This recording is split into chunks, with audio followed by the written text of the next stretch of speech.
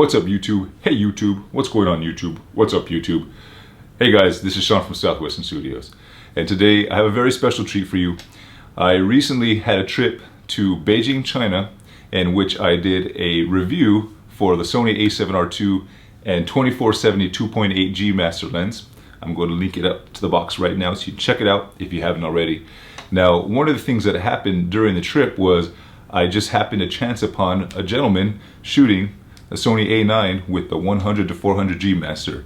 Now in China, I don't generally see a lot of people shooting Sony, much less the A9. Sometimes I'll come across an A6000 here and there, but nothing really serious. So I was a little bit curious as to why he had bought that particular system and setup. So I asked him if he would kindly sit down with an interview for me, and he obliged. So anyways, guys, I want you to see this, gain some insight from this on other people's decision-making processes, and hopefully go from there. So enjoy. So right now here at this point, I'm just asking Mr. Song, thanking him for being generous enough to sit down and talk with us, and asking him his opinion on not only the Sony A9, but also just Sony cameras in general. What do you think of the Sony A9? All right, so right here, we just asked him what he thinks of the A9, and he straight out says it's very good. Then he talks about the A7R II and is just saying about, you know, how much quicker the autofocus is compared to both cameras, and he owns both, so he has a good definition of which obviously is the best one.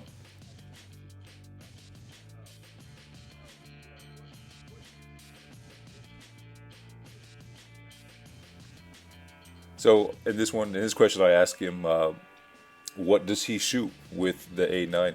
And again, he says in no uncertain term that he shoots everything pretty much. There's not just one genre, but he shoots everything.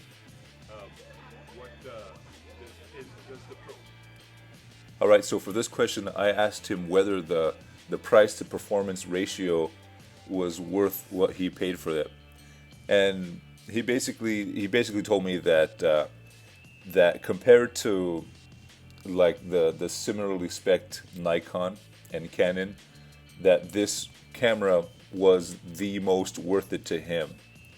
So the price to performance ratio, the A9 definitely was tops on his list, and that it was a camera that was worth some very, very serious consideration.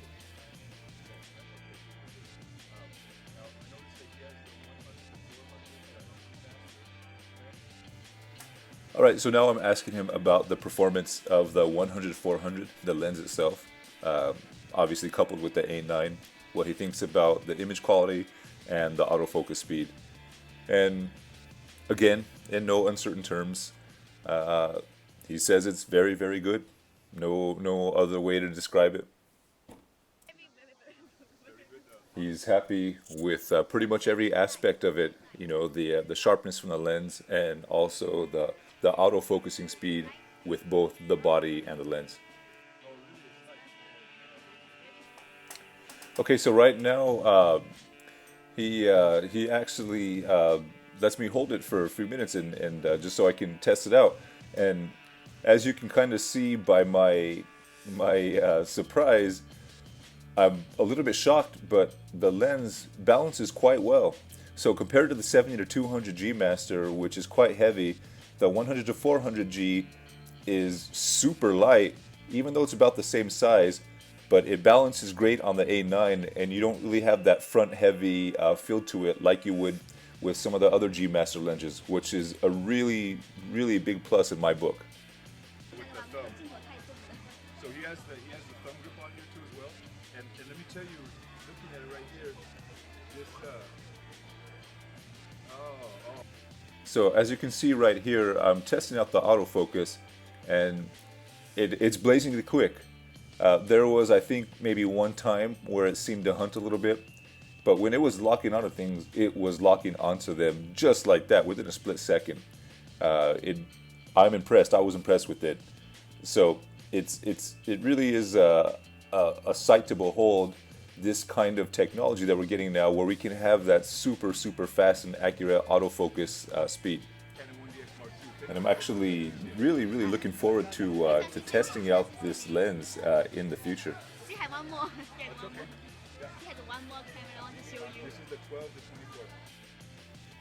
So at this point, he's surprising me even more, and he ends up taking out of his bag the 16 to 35 2.8 G Master, and so he lets me try it on the A7R2, so I can get a few photos with it on here.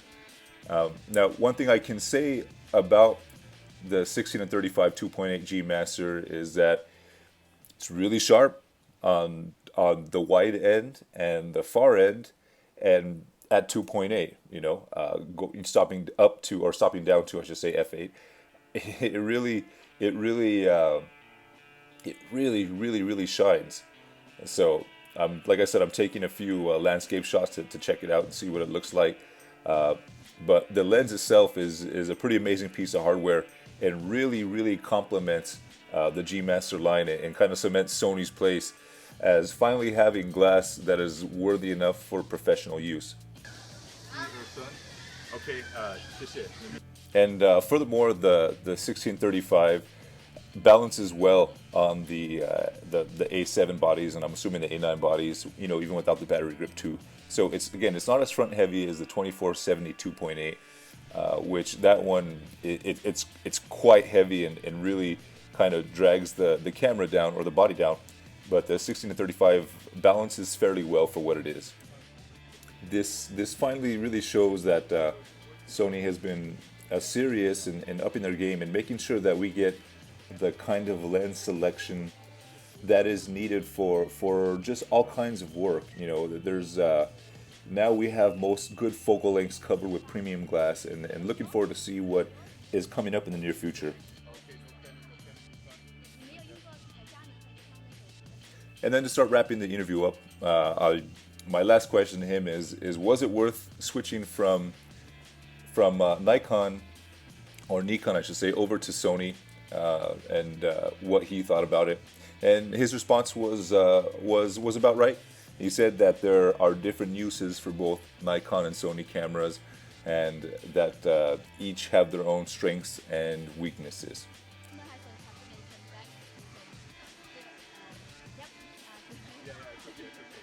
So one of the things that we have the A9. One more question for you. Has the A9 ever overheated? One more thing too is I did ask him about overheating, and he told me that that both with the A7R2 and the A9, that he's never really experienced any sort of overheating issue on his end too as well, which is it's a good sign. But he hasn't had any overheating problems whatsoever. Same thing. All the shots I've been taking all day, there's no overheating. And now we are wrapping the interview up. I just am thanking Mr. Song for taking the time to sit down and talk to me about his camera, the Sony A9, his thoughts, and for being able to share all this information with you guys.